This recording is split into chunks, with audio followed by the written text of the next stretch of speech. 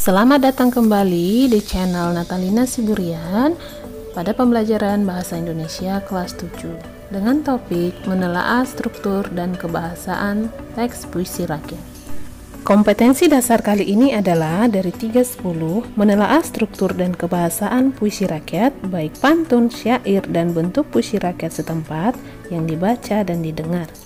Dan tujuan pembelajaran yang akan dicapai adalah yang pertama, siswa mampu memahami struktur dan kebahasaan teks puisi rakyat, dan yang kedua, siswa mampu menelaah struktur dan kebahasaan teks puisi rakyat, baik pantun, syair, dan gurindam.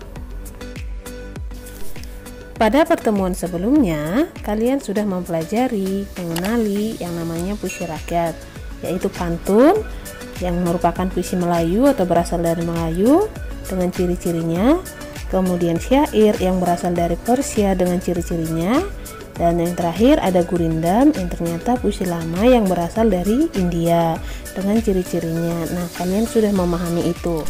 Nah, pengetahuan awal kalian tentang puisi rakyat akan Ibu gunakan untuk membahas materi kita selanjutnya. Silakan disimak pembahasan Ibu. Secara umum, pantun, syair, dan gurindam memiliki struktur dan kaidah kebahasaannya sendiri. Struktur tersebut berkaitan dengan jumlah, baik dari jumlah baris, jumlah suku kata, isi, maupun rima. Perbedaan ketiga struktur puisi rakyat tersebut dapat dilihat di tabel berikut. Nah, jelas terlihat perbedaannya mulai dari jumlah barisnya, jumlah suku katanya, pembagian baris, rima atau persajakan, bahkan isinya seperti apa. Selain pola struktur yang berbeda, kaidah kebahasaan juga memiliki perbedaan. Namun, jika dilihat secara umum, puisi rakyat lebih banyak menggunakan beberapa jenis kalimat. Seperti kalimat perintah, itu untuk memberikan perintah atau suruhan, kalimat saran, memberikan saran untuk kebaikan, dan kalimat ajakan untuk mengajak melakukan sesuatu, kalimat seru untuk mengungkapkan rasa hati, dan kalimat larangan yang berisikan larangan untuk melakukan sesuatu. Nah, contoh kalimat perintah misalnya, ambilkan sapu itu. Nah, itu bernada memerintah.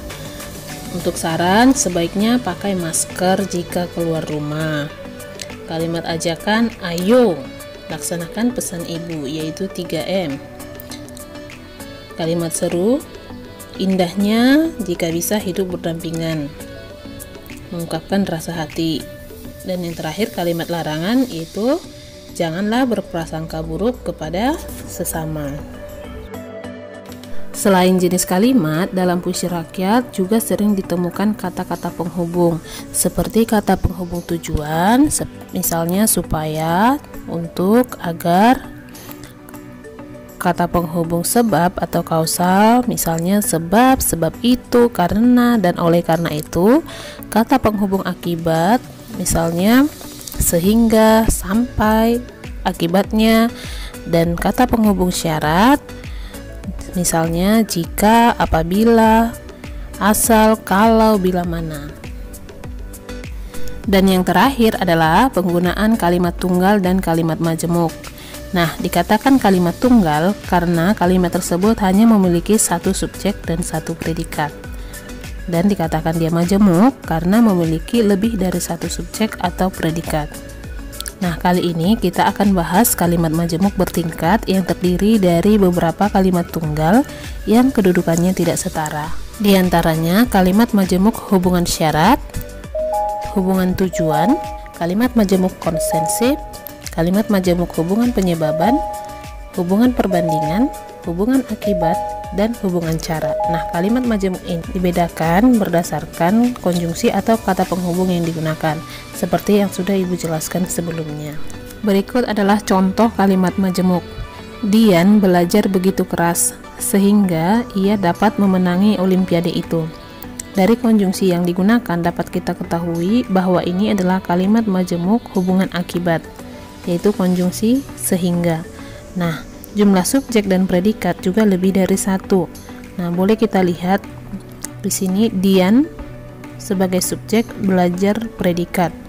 Dan setelah kata penghubung juga ada subjek, yaitu ia dapat memenangi sebagai predikat. Jadi kalimat ini adalah contoh kalimat majemuk bertingkat karena kedudukannya tidak setara. Kenapa?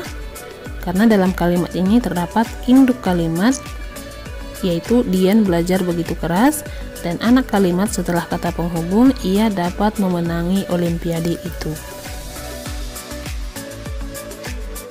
Nah, sekarang kita mencoba menelaah sebuah pantun, yaitu ikan nila dimakan berang-berang, katak hijau melompat ke kiri. Jika berada di rantau orang, baik-baik membawa diri. Nah, kalau kita telaah dari bagian struktur pertama sekali, pantun ini terdiri dari 4 baris. Nah, baris pertama dan kedua disebut sampiran. Baris 3 dan 4 adalah isi. Nah, baris pertama kedua ini tidak berhubungan dengan baris 3 dan 4. Nah, kalau dari jenis kalimat, baris pertama dan kedua termasuk kalimat tunggal karena dia berdiri sendiri. Sedangkan baris 3 dan 4 merupakan kalimat majemuk. Hal ini dapat dilihat dari kata penghubung yang digunakan, yaitu kata penghubung jika. Jadi baris ketiga dan keempat merupakan sebuah kalimat saran dan kalimat majemuk dengan pola hubungan syarat. Nah, saatnya kita kuis. Perhatikan pantun berikut. Membeli buku di daerah pecinan, membeli buku lebih dari satu. Janganlah menunda pekerjaan, hindari menyia-nyiakan waktu. Nah, pantun di atas memiliki suatu kaidah kebahasaan, yaitu menggunakan apa? A. Kalimat perintah, B. Kalimat ajakan, C. Kalimat larangan, dan D. Kalimat saran. Ayo coba dijawab. Nah, isi pantun tersebut menggunakan kalimat C. Kalimat larangan. Nah, sebelum ditutup, Ibu akan ingatkan bahwa jika kalian ingin mengetahui sejauh mana pemahaman kalian tentang struktur dan kaidah kebahasaan teks puisi rakyat, silakan dikerjakan kuis yang sudah Ibu sediakan di kolom deskripsi. Nah, demikianlah pembelajaran kali ini. Semoga bermanfaat dan bisa diterapkan dalam kehidupan sehari-hari. Tetap semangat dan salam sehat.